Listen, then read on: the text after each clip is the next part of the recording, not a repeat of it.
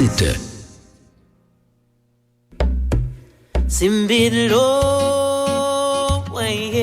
Bonjour, ici Malou Boboir sur Alter Radio. Alter Radio, l'idée frais.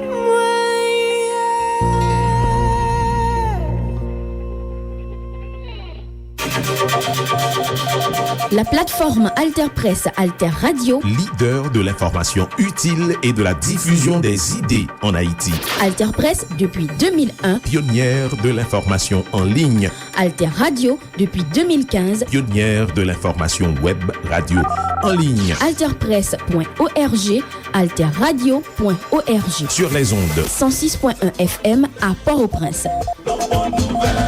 La plateforme Alter Press, Alter Radio pour l'émergence d'une population bien informée. Bien informée. La plateforme Alter Press, Alter Radio, leader de l'information utile et de la diffusion des idées en Haïti.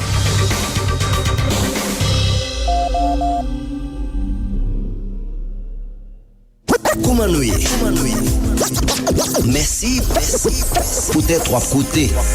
Magazine qui fait un coup de flash. Coup de flash sous ça qui a passé dans le monde. Événement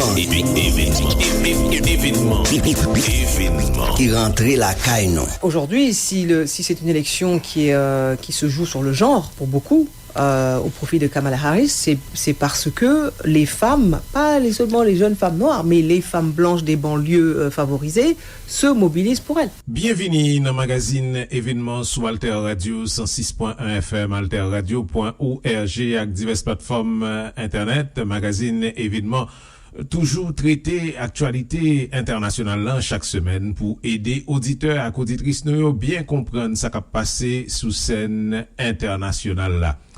Eh bien, jeudi, on a penché sous élection américaine, c'est finissement campagne présidentielle dans États-Unis. C'est moment vérité à qui rivé pour deux candidats, ancien président républicain Donald Trump avec vice-président démocrate Kamala Harris. C'est 5 novembre là, c'est jour, il y a voté dans États-Unis. Moment vérité à tout, c'est pour des pays qui bien loin, c'est pour le monde entier, puisque États-Unis c'est une grande puissance et peut-être tout, c'est un moment extrêmement important, un carrefour pour Haïti tout, mais c'est pas ça qui est sujet émission.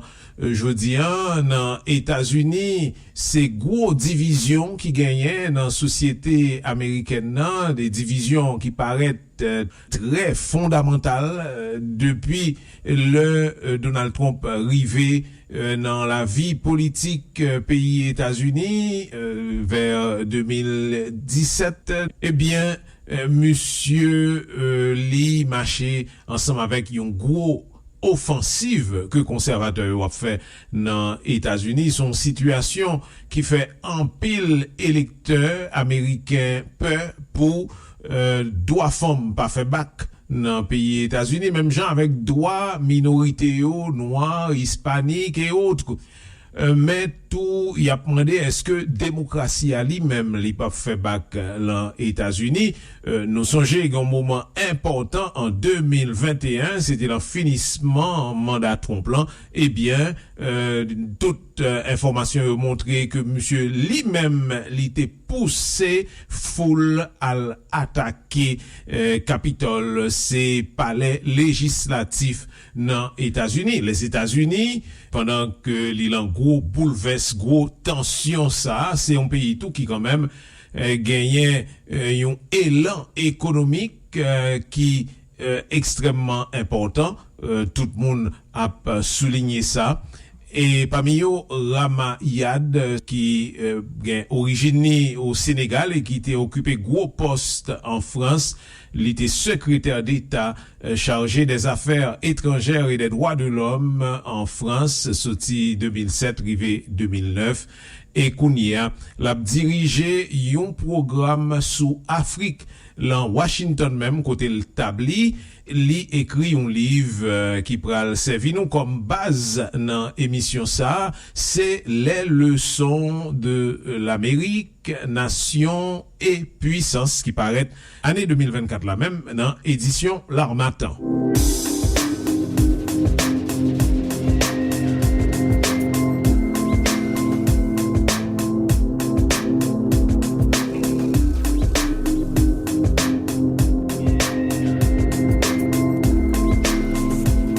Vous avez vu l'armée avec le général Miley, qui aujourd'hui d'ailleurs témoigne dans le livre de Bob Woodward pour qualifier Trump de fasciste.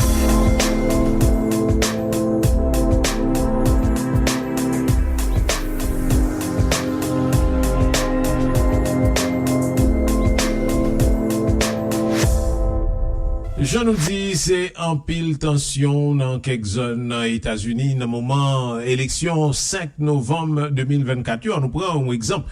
Dans une petite ville, Pennsylvanie, c'est gros wash yobete pour protéger building qui pral recevoir bulletin vote yo, et c'est là que yo pral compter yo peur pour une attaque pas faite et peut-être ça yo déjà prend des dispositions pour protéger bâtiment, yo même monter un mur blindé et côté balle pas capable faire rien. Ceci c'est pour protéger bureau électoral ça. Et même une caméra qui branchée sous lui en permanence et puis image yo disponible sous web là en direct. C'est là yo pral donc porter bulletin vote yo et c'est là yo pral compter yo en Pennsylvanie qui c'est une dans état point de fait pas état clé dans élection ça yo qui a fait aux États-Unis. C'est une élection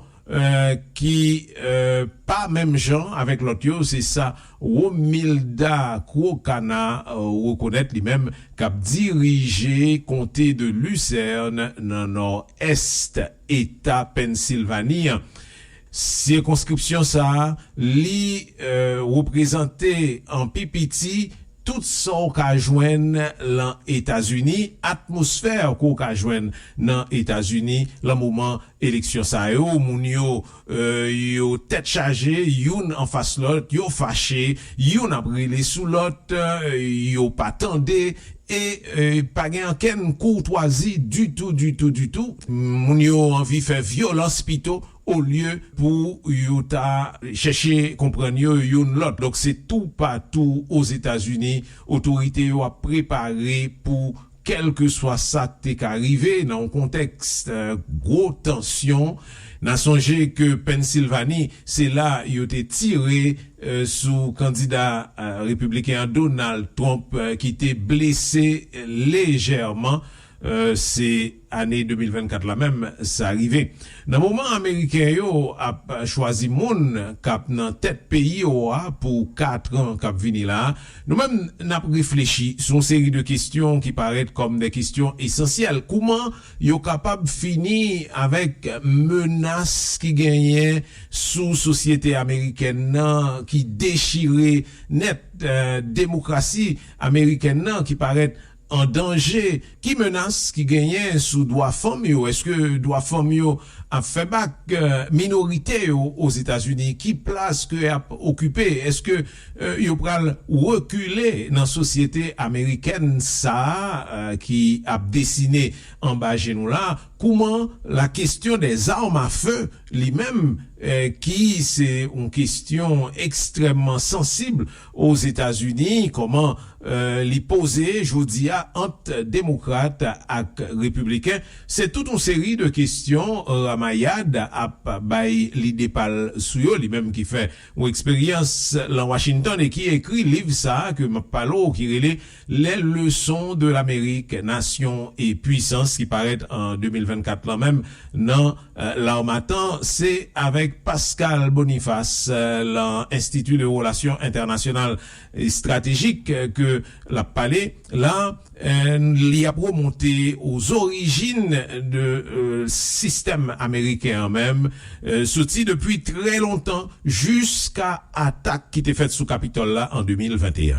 Ce livre, au fond, c'est une restitution de 4 ans d'expérience aux États-Unis. Et j'avais envie de partager avec ceux qui veulent bien m'écouter en France, et parce qu'on dit souvent ce qui se passe aux États-Unis, non seulement finit par arriver en Europe ou en France, mais impacte l'ensemble du monde. L'élection présidentielle va impacter toute la terre entière. Et donc, effectivement, j'ai pris 6 grandes dates, chocs, qui ont marqué ces dernières années où j'y étais, pour brosser un portrait de l'Amérique d'aujourd'hui, et essayer de comprendre quels sont les ressorts de cette Amérique-là, qui est en train de changer. Et donc, on commence par la démocratie, parce que tout commence là. Et effectivement, Tocqueville, mais pas seulement Tocqueville, Clemenceau aussi, sont les 2 sages qui m'accompagnent tout au long de ce livre, parce que les 2 ont écrit sur l'Amérique. Clemenceau sur l'anticolonialisme, sur l'affaire Dreyfus, oui. Et donc qui réunissait ces 2 combats. Exactement. Alors Tocqueville, lui, c'était Louis-Philippe, la monarchie de Juillet, et Clemenceau, lui, c'est Napoléon III, c'est l'Empire, et l'un est magistrat, et lui, il arrive pour étudier l'enfance du modèle démocratique américain, et puis Clemenceau, lui, il vient 30 ans plus tard, après la guerre de sécession, lorsque Abraham Lincoln n'est plus, il est remplacé par Andrew Jackson, qui lui cherche à faire l'union sur le dos de l'esclavage qui venait d'être aboli, et donc est prêt à toutes les concessions pour ça. Et c'est intéressant parce que Clemenceau est alors journaliste au Temps, et il vient d'arriver à New York, et il passe beaucoup de temps à Washington à écouter les discussions au Congrès, et il est impressionné par des personnages, des sénateurs et représentants comme Thaddeus Stevens, qui sera son grand maître à penser, et il verra aussi les pendaisons des Noirs, il va voyager à travers le pays, au-delà d'être journaliste, il est aussi précepteur d'un lycée de jeunes filles, prof d'équitation, et Patrick Veil et Thomas Massé ont recensé l'ensemble de ses écrits pour le Temps dans un livre magnifique récent, et donc voilà, guidé par ces 2-là, Tocqueville et Clemenceau, mais je prends définitivement le parti de Clemenceau, on découvre cette société américaine, et je compare avec aujourd'hui, comment les choses ont évolué, et il est resté beaucoup de vrai dans les 2 analyses, mais pour moi celle de Clemenceau est la plus pertinente au regard de l'actualité. Tu as une phrase quand même assez forte: comment qualifier de démocratie un pays fondé sur l'esclavage et les inégalités raciales? C'est la limite du travail de Tocqueville, si je puis me permettre. Et alors que Clemenceau, lui, a placé cette question de l'esclavage au cœur de son travail, pour dire il faut aller vers le 14e amendement. Enfin, ces hommes comme Thaddeus Stevens, comme Sumner, comme Ben Wade, qui sont des républicains, parce que le parti républicain à l'époque était le parti abolitionniste et anti-esclavage. Et donc ces hommes-là qui sont battus, qui ont engagé la bataille du 14e amendement pour les droits civils et politiques, ces hommes-là vont l'inspirer quand il rentrera en France en 1869, qu'il verra l'Alsace-Lorraine être imputée de la France, qu'il va se présenter, qu'il va s'engager en politique, et il va s'engager contre l'antisémitisme, il va s'engager contre le colonialisme de Jules Ferry notamment, il va s'engager pour J'accuse avec Zola, pour l'amnistie des communards avec Hugo, quand même la période Hugo, Zola, Clemenceau, vivant la même époque, c'était extraordinaire, et il aura eu toutes ces inspirations de son expérience américaine. Et quand il revient en 1922, il est accueilli à New York comme un héros par les Américains. Donc, c'est aussi la proximité entre ces 2 pays, la France et les États-Unis, que j'ai voulu également raconter à travers aussi tous ces récits. Voilà. Alors, aussi, une phrase merveilleuse, tu parles du refus de la défaite par Trump. Et on pourrait remonter à 2000, le refus aussi, une victoire volée. Souvent on dit, mais dans les pays africains, les votes c'est truqué, etc. Et tu dis, il n'y a quand même pas que... le Sénégal, ton pays d'origine, aurait pu offrir une belle leçon d'alternance démocratique par rapport aux États-Unis. C'est vrai que les Africains ont observé avec beaucoup d'ironie ce qui se passait aux États-Unis en ce moment-là, mais quand même, comme je dis aussi, il y a eu l'attaque du Capitole du 6 janvier 2021, Ça a été en Mondovision. On a assisté à l'ébranlement du système démocratique américain. C'est sûr. Mais en même temps, cette démocratie a tenu. C'est-à-dire que les contre-pouvoirs étaient présents.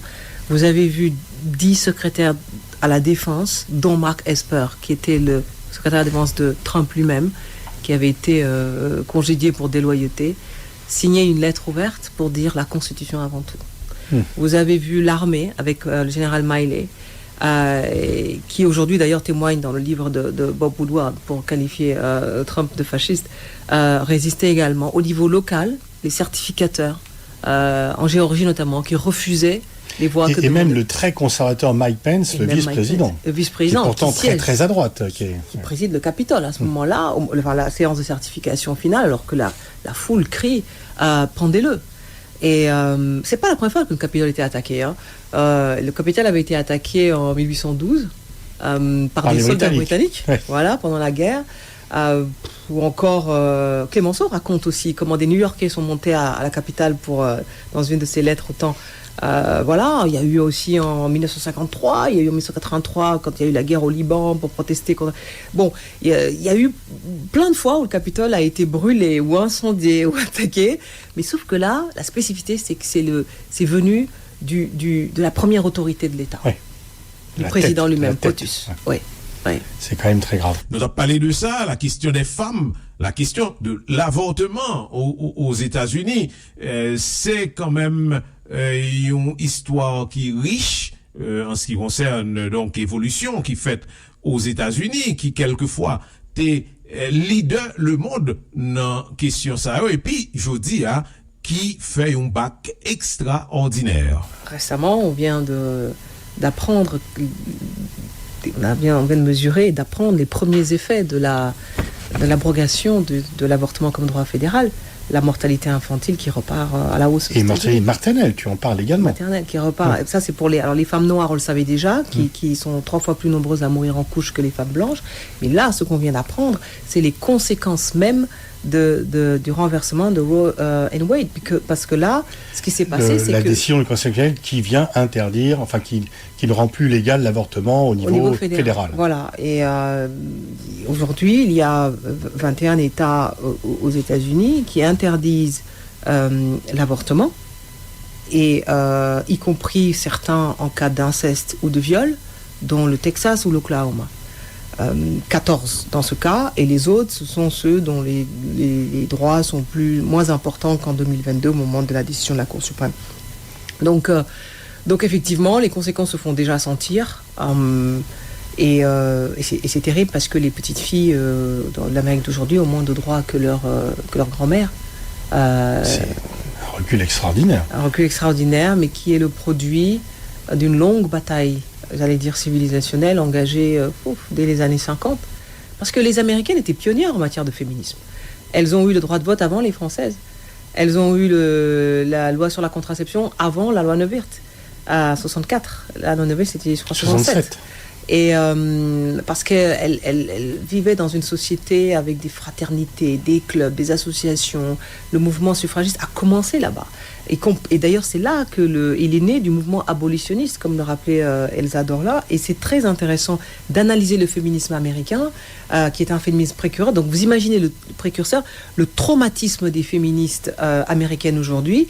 Et pas étonnant que lors des midterms de 2022, contre tous les pronostics, Joe Biden a gagné les élections de midterm parce que les jeunes femmes... C'est vraiment le vote féminin sur le problème de l'avortement qui a... Oui. Aujourd'hui, si c'est une élection qui se joue sur le genre, pour beaucoup, au profit de Kamala Harris, c'est parce que les femmes, pas seulement les jeunes femmes noires, mais les femmes blanches des banlieues favorisées, se mobilisent pour elles. L'autre question très grave, c'est question amenant aux États-Unis, on nous soulignait, c'est 300 000 timoun qui mourit en bas coup de zam aux États-Unis depuis année 2000 commencé, donc en 24 ans là, Kounia, 311 000 timoun mouri en bas coup de zam, c'est-à-dire que des moun qui paraît en côté devant l'école, là en zone qui gagne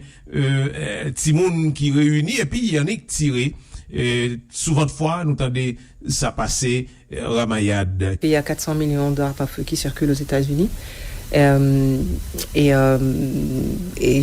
Parmi les 6 dates dont je parlais, il y a celle-là, c'est Uvalde, cette petite ville de Texas, où il y a vu une école élémentaire être attaquée par toujours le même profil, jeune homme blanc, désœuvré, qui a tué ses enfants et 2 de leurs maîtresses.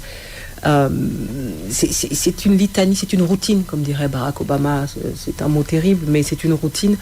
Et ce qui est extraordinaire, c'est que ça pourrait s'arrêter demain.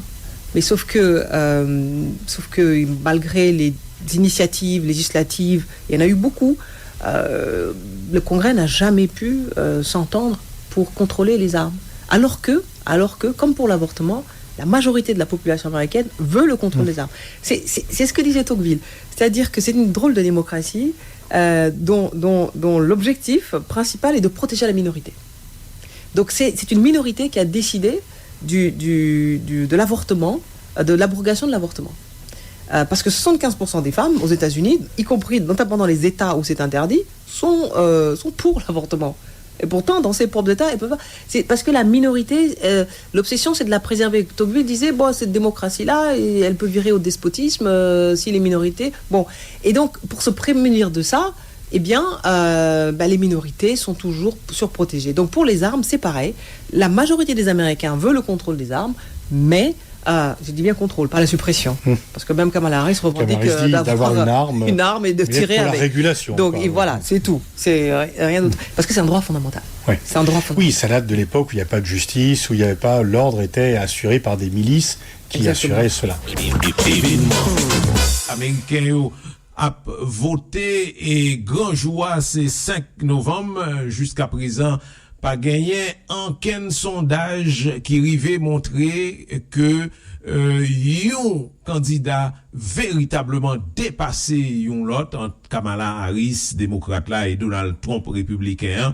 Eh bien yo dit que yo pot ko jamais ça depuis un pile temps que gagné yon bataille serrée comme ça entre 2 candidats aux États-Unis, pourtant 2 candidats qui gagnent des positions, yo t'a dit en français, diamétralement opposées, qui face pour face, qui pas gagnent aucune position qui commun sur aucune question que y a posé. C'est le monde qui attend qu'on y a là, même gens avec Américains, si porte Maison Blanche là pral ouvert pour le recevoir une femme, ou bien est-ce que c'est ancien président républicain qui pral retourner al chita sous chaise boréa dans Maison Blanche. Jean Otap dit tout pendant un moment tension ça pas empêché que économie américaine c'est une économie qui plus dynamique à travers le monde, une économie qui gagne en pile innovation qui fait la donne. Alors ça c'est vraiment très impressionnant. Je sais pas où commencer, mais peut-être je commence d'ailleurs par le télescope James Webb. Qui a ramené il y a 2 ans des images extraordinaires du Big Bang, l'origine de tout, la formation des étoiles et des planètes, 13 000 milliards d'années. Les Américains ont renoué avec la conquête spatiale et comme je dis dans le livre, une génération va accompagner ça. Et derrière cela, vous avez Elon Musk aussi. C'est pas seulement une affaire d'État, c'est même si la NASA avec Bill Nelson est vraiment à la tête de ça, mais 85% des fusées lancées par les États-Unis sont le fait de SpaceX, de Elon Musk, qui a reçu un privé qui fait jeu égal, voire qui surpasse la NASA. En 20 ans, il a reçu 15 milliards de dollars du gouvernement américain, démocrate ou républicain. Donc, et derrière ça, c'est la bataille de l'Internet aussi. Mm-hmm. Starlink, faut se rappeler, voilà, ils ont rétabli l'Internet en Ukraine. Donc, vous voyez le pouvoir du personnage. Donc, et vous avez bien sûr le Big Five, les 5 grands de l'Internet, les GAFAM.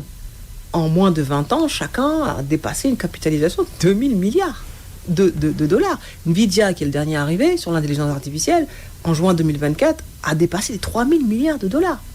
Et aujourd'hui, les États-Unis ont des données sur tout le monde. Alors, les Européens ont essayé de faire ce qu'ils savent faire, le normatif, oui. Le droit, ça n'a pas marché, évidemment. Et bien sûr, il y a eu des arrêts, la France a été en pointe avec le contrôle des données, mais le coup est parti. Et c'est les États-Unis qui sont à la pointe de l'innovation.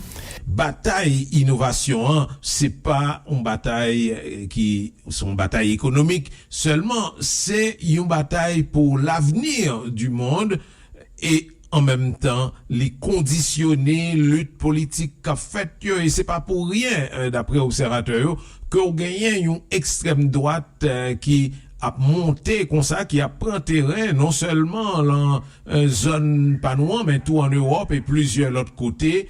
Gagner un problème avec classe moyenne qui a perdu pied, c'est un enjeu extrêmement important, pas seulement aux États-Unis, mais tout à travers le monde industrialisé et qui baille expression politique que n'a observé Ramayad. Je peux vous dire que c'est une question à la fois économique, il s'agit finalement de reconstituer une base industrielle qui mette fin à cette mythologie d'une industrie sans usine, en fait, donc sans emploi. Ça fragilise les classes moyennes et populaires françaises, comme ça a fragilisé les classes moyennes et populaires américaines et nourrit les bataillons du Trumpisme et comme ils nourrissent les bataillons de l'extrême droite ici. Donc c'est aussi une question démocratique et de paix civile. Et une question de sécurité nationale aussi, parce que la maîtrise par les Asiatiques, notamment chinois, des chaînes d'approvisionnement, on l'a vu sur l'histoire des médicaments et des masques, pose un problème réel de sécurité nationale.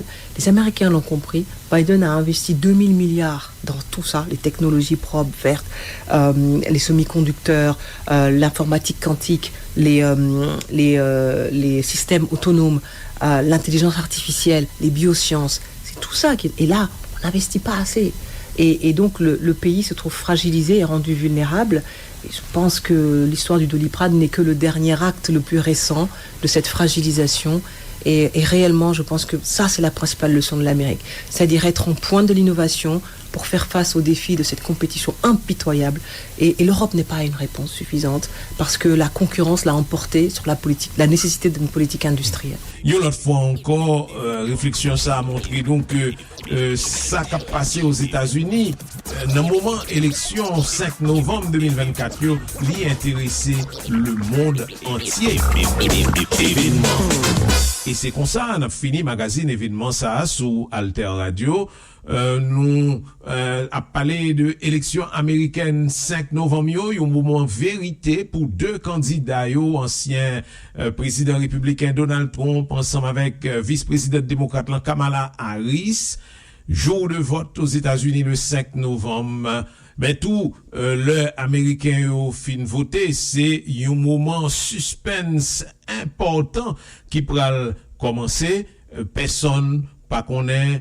Est-ce que même gens ça qu'on fait, c'est dans la soirée, il y a bien résultat, ou bien si il y a un pile jour qui pourra le passer pour mon rététan, pour que médias américains est capable de dire qui est qui remportait la victoire dans l'élection ça qui représentait un carrefour et la moment ça nous te gagné possibilité suivre réflexion Ramayad qui sorti au Sénégal et qui était occupé gros poste en France, lui-même qui a dirigé actuellement un programme sur l'Afrique dans Washington côté le Tabli.